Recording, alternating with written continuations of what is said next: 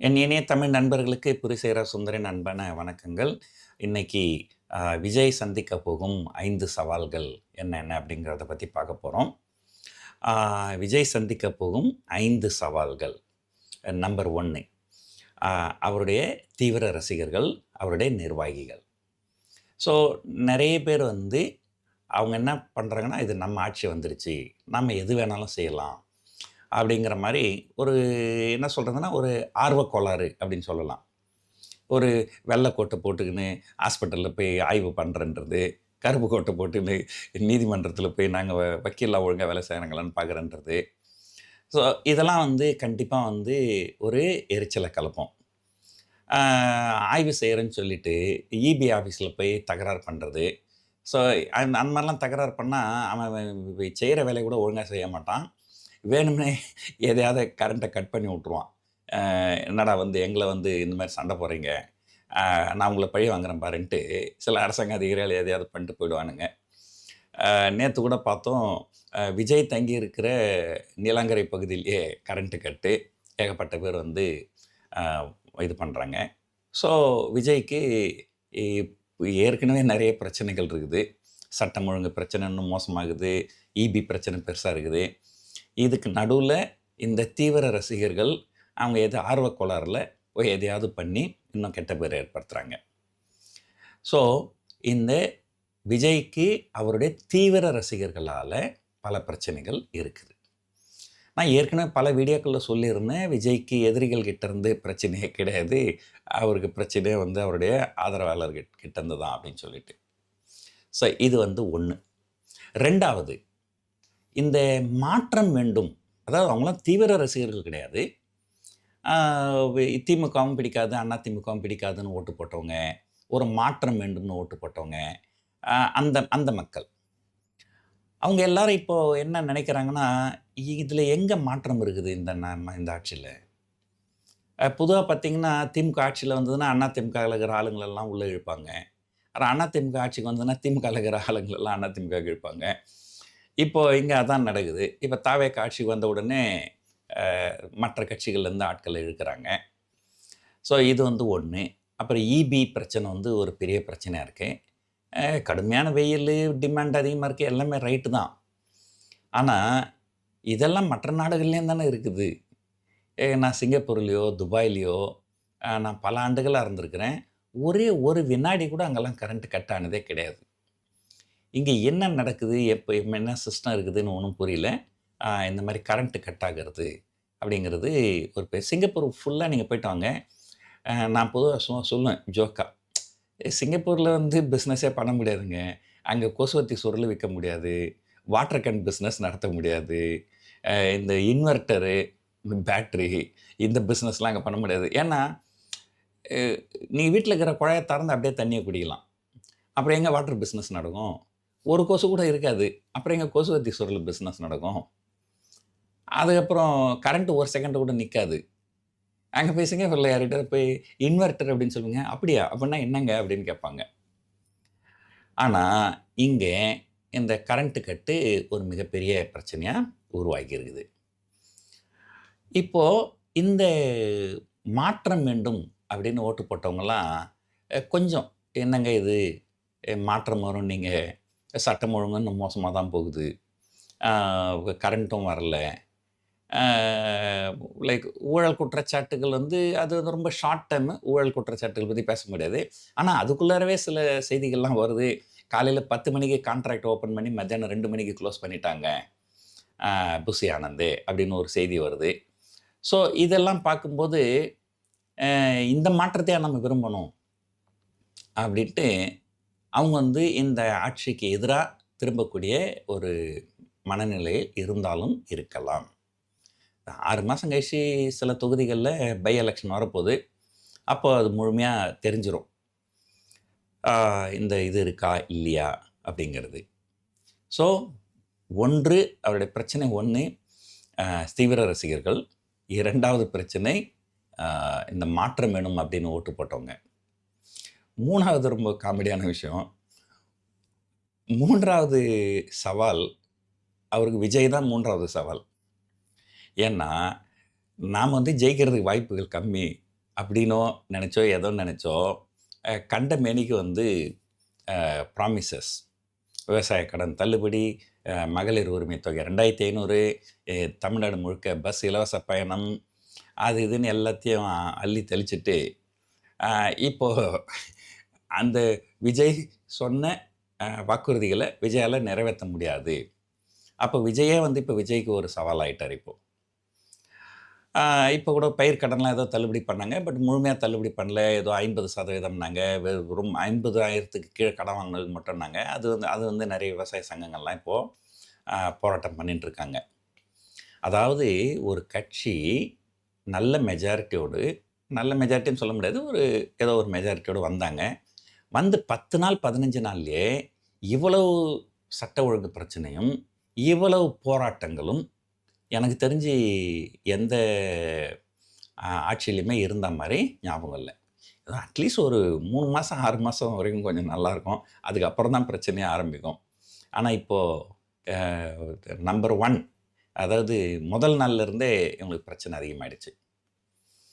So 1 தீவிர ஆதரவாளர்கள், 2வது மாற்றம் வேண்டும்னு ஓட்டு போட்டவங்க, 3வது விஜய் அவருக்கே சவால் ஆயிட்டாரு.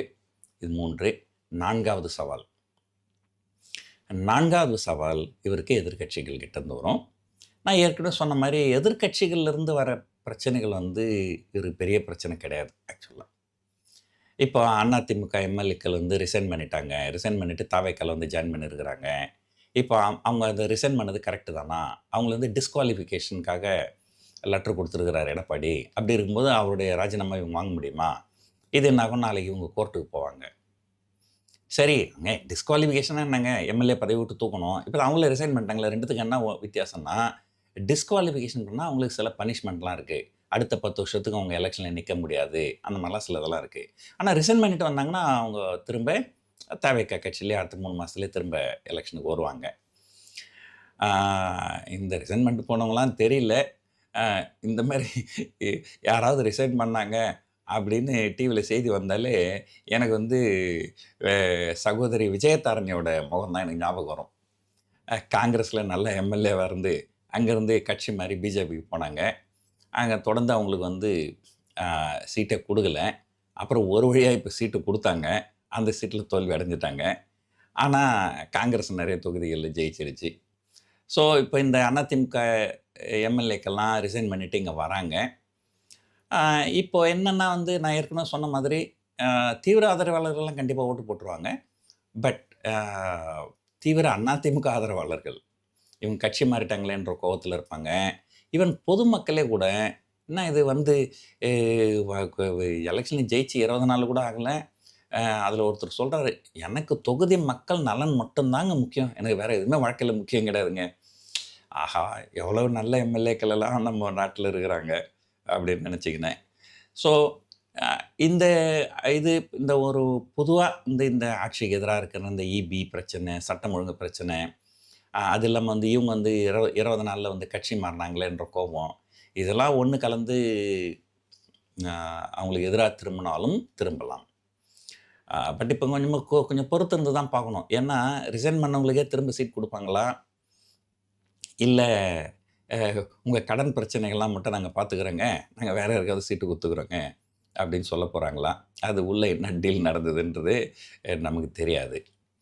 ஸோ இது வந்து 1. ஆனா இந்த எதிர்க்கட்சிகள் வந்து இவரு தொடர்ந்து வந்து அ இதெல்லாம் வந்து பெருசுப்படுத்துவாங்க. ஏன்னா அதுதானே அவங்க வேலை. எதிர்க்கட்சியோட வேலையே அதுதானே. என்னென்ன தவறுகள் நடக்குதோ அதையெல்லாம் சுட்டி காமிக்கணும். அதெல்லாம் வந்து பிரபலப்படுத்தணும் அப்படிங்கிறது. ஸோ அந்த எதிர்க்கட்சிகள் இருக்குது. 1 தீவிர ஆதரவாளர்கள், 2வது மாற்றம் வேணும்னு ஓட்டு போட்டவங்க, 3வது விஜய், 4வது மாநில எதிர்க்கட்சிகள், 5வது ஒண்ணு இருக்குது. அத பத்தி நான் பேசலாமா அப்படின்றதே தெரியல. அ இருந்தாலும் இத கொஞ்சம் பேசுவோம். அதாவது 2015ல டெல்லியில ஆம் ஆத்மி பார்ட்டி போட்டியிட்டாங்க.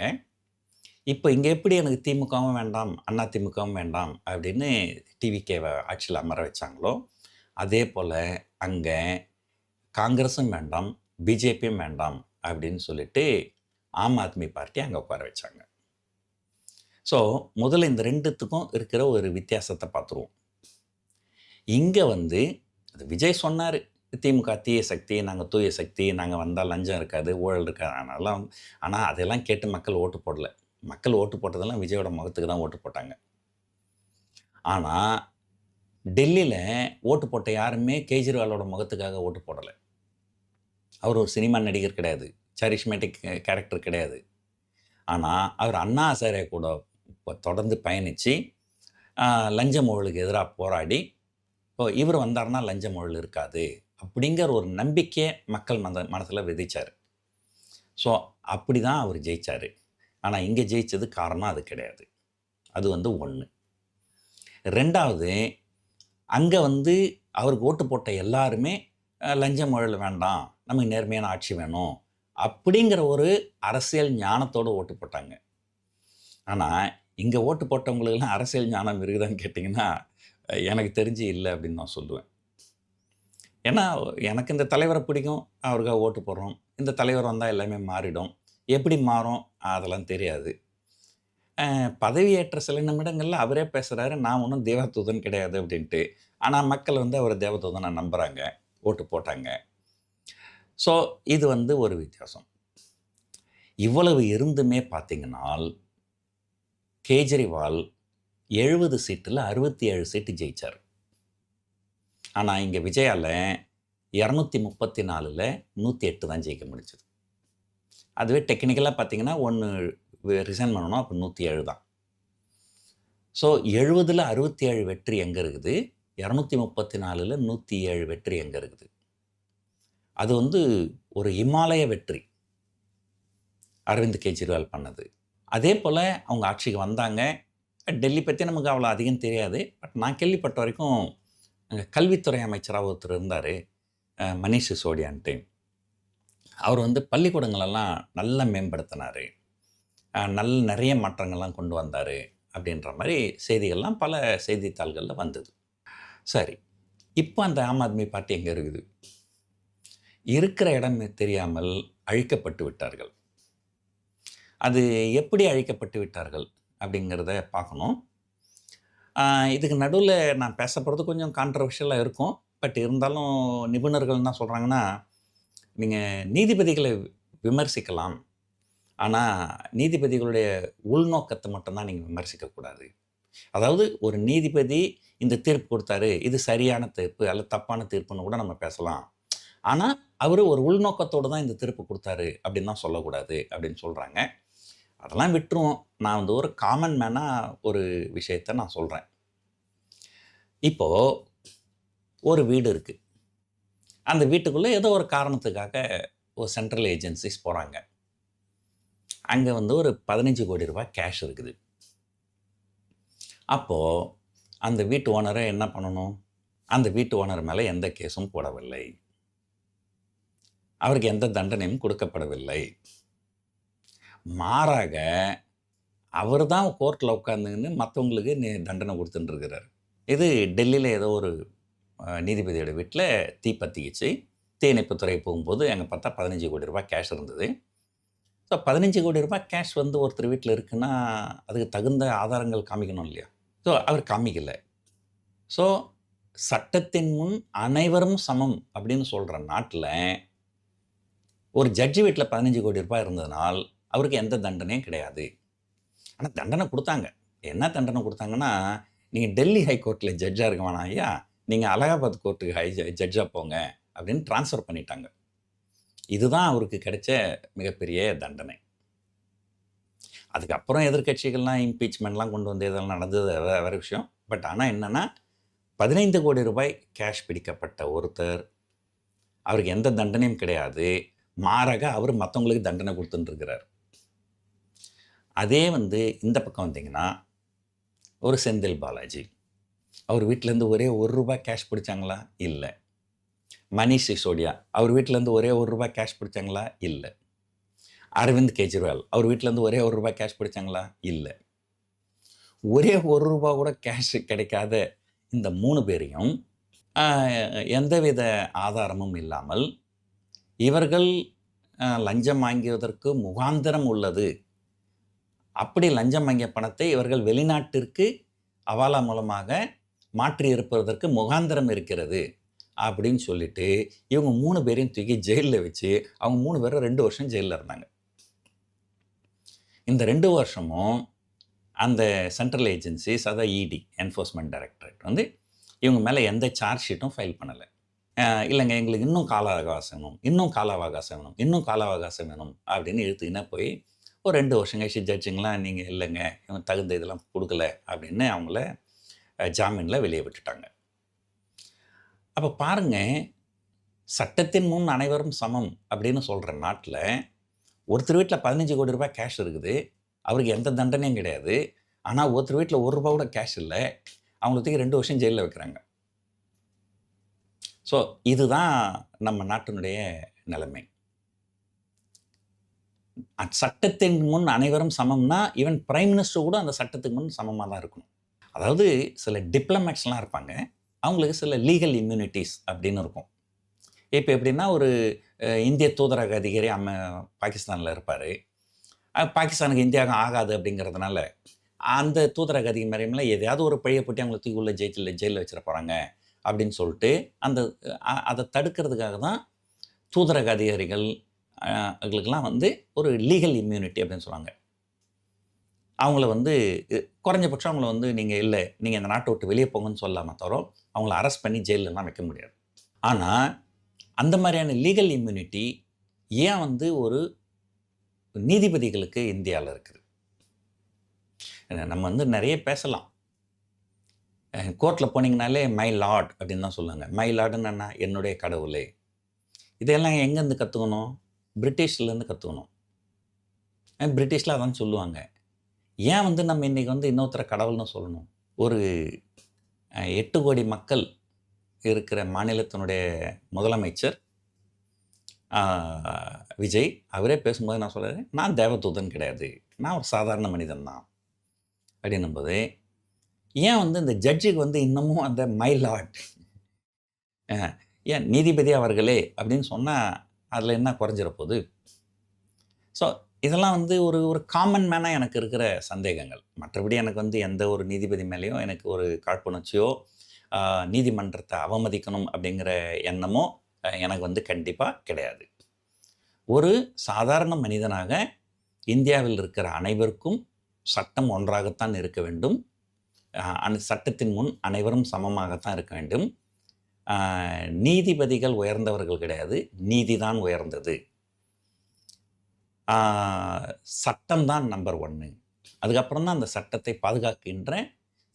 பாதுகாக்கின்ற வேலையை தான் அந்த நீதிபதிகள் செய்யணும் அப்படிங்கிறது. சரி, இப்போ அதெல்லாம் விட்டுரும், நம்ம இந்த பக்கம் வருவோம்.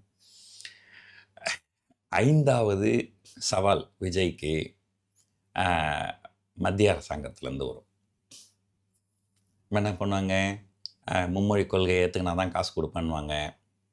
ஸோ டெவலப்மெண்ட்டுக்கு வந்து பெருசாக வந்து காசு வராது, நீங்கள் மத்திய அரசாங்கத்துக்கு ஒத்துழைக்கலைன்னா அந்த காசு வராது. ஏதோ நான் இந்த வீடியோவில் ஓரளவு தான் பேச முடியும், அதுக்கு மேலே என்னால் பேச முடியாது. பட் இதெல்லாம் வந்து அவர் எப்படி சமாளிக்க போகிறாரு? 70 சீட்டில் 67 சீட்டு ஜெயித்தவரையே தூக்கி ஜெயிலில் வச்சுட்டாங்க, அந்த கட்சியே வந்து காணாமல் போயிடுச்சு. அப்படின்னும்போது 234 சீட்டில் 108 சீட்டு ஜெயிச்ச இவர் ஏன் வந்து மத்திய அரசாங்கம் அலைகழிக்க முடியாது? ஸோ இதுதான் இருக்கிறதுலே ஒரு மிகப்பெரிய சவால் வந்து இதுதான். ஸோ விஜய்க்கு 5 சவால்கள். 1, அவருடைய தீவிர ரசிகர்கள், ஆர்வ கோளாறுகள், பிரச்சனைகள். 2வது, மாற்றம் வேணும்னு ஓட்டு போட்டவங்க, அந்த மாற்றத்தை இவர் நிரூபிக்கணும். அந்த மாற்றத்தை இவர் நிரூபிக்கலைன்னா அவங்கெல்லாம் இன்னொரு மாற்றத்தை நம்பி போகிறதுக்கு வாய்ப்புகள் இருக்குது. 3வது, அவருக்கே சவாலாயிட்டார். அவர் கொடுத்த வாக்குறுதிகள்லாம் நிறைவேற்ற முடியாதுன்றது பெரிய பிரச்சனை. 4வது, அவருக்கு எதிர்கட்சிகளிலிருந்து வருகின்ற பிரச்சனைகள். 5வது, அவருக்கு மத்திய அரசாங்கத்திலிருந்து வருகின்ற ப்ரெஷர்.